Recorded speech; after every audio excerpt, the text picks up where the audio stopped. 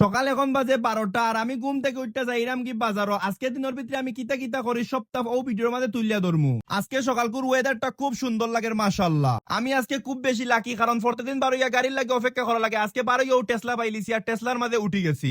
আপনারা একটা জিনিস মানতে বাধ্য, কারণ গরিবর টেসলা তো বাইরের ভিউটা দেখতে কত সুন্দর, এটা একমাত্র গরিবরাও কইতে পারবো। কত সকাল মানুষে গিয়ে দোকান খুলিছে, মাত্র গরিবা যে 12টা এখন হলে দোকান খুললে ব্যবসা শুরু করিয়া হারছে। যাই হোক, আপনার লগে গপ করতে করতে আইছি আমি দোকানো আইয়া চুলাতাই লইতো না কাম করা লাগবো। আইয়া ফয়লা ফ্যান চাইরা ট্যাঙ্গের উপরে চেয়ার তুললা, সরি চেয়ারের উপরে ট্যাঙ্ক তুললা, কত সময় মোবাইল টিপাইলাম আর যেটা ভিডিও দেখতে ভালো লাগে না তা আনইন্টারেস্ট মারিয়া ফালাই দিছি। এরপরে কত সময় দোকানের কাম করলাম, কিছু হিসাব কিতাব করিলাম। আর সামনে দিয়ে তো ঈদুল আজহার আছে, মানুষের টাকা দিতে রাজি হয় না, মানুষের ফোন দিয়া কত সময় থেরাপি দেওয়া শুরু করলাম। যারা পয়সা কইয়া মানে পয়সা কইলাম, যারা গাইল্লানি বলতে চিল্লাইয়া মাতমু। গাইলাইলে তো কাস্টমার আইতো না, কাস্টমার এলো দোকানের লক্ষ্মী। আর ব্যবসার যে পরিস্থিতি, মানুষের লোকে জুড়ে না মাতলে টেকাও দিতে চায় না। নিবার সময় পয়সা বাপ্পা কইয়া নেই আর নেওয়া বাদে আর ফোনও ধরে না। মানুষের লোকে মারতে মারতে হেরান হয়ে গেছি। এখন আটাইয়া কত সময় জিরান লইতে লইতে জোরের আদান পড়ে গেছে। এখন যাইমু কি নমাজ তো নেই। আপনারা লোকে দেখো এবার যতটুকু ভিডিও করা সম্ভব অতটুকু ভিডিও করবো। আমি তো হিজাত ব্লগার না যে মসজিদে গিয়েও ভিডিও করতাম। নমাজ তো নেই দেখি আমার কাস্টমার হলে আমার লাগে অপেক্ষা করা, তারা পয়লা লাল চা খাইয়া ওয়েলকাম করলাম। দিন শেষে সময় টেকার বান্ডিলটা এত দিছে, মন খুশি হয়ে গেছে। ওখানে হিসাব করিয়া দেখিলাম সবটা ঠিকঠাক আছে নি, তার মালও ডেলিভারি দিলেই মো টাকা যখন পাইলিছি।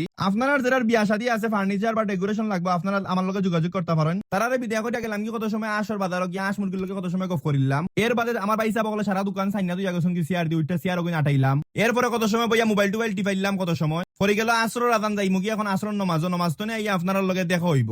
নমাজ তো নেই আইছি, আর ভিডিও করা সম্ভব নেই, আমি হেরান হয়ে গেছি, আর ভিডিও করতে পারতাম না। তো ইলা যদি ভিডিও আপনার আমার শুনে দেখতে চান তাহলে অবশ্যই কমেন্টে জানাইয়া যাইবা।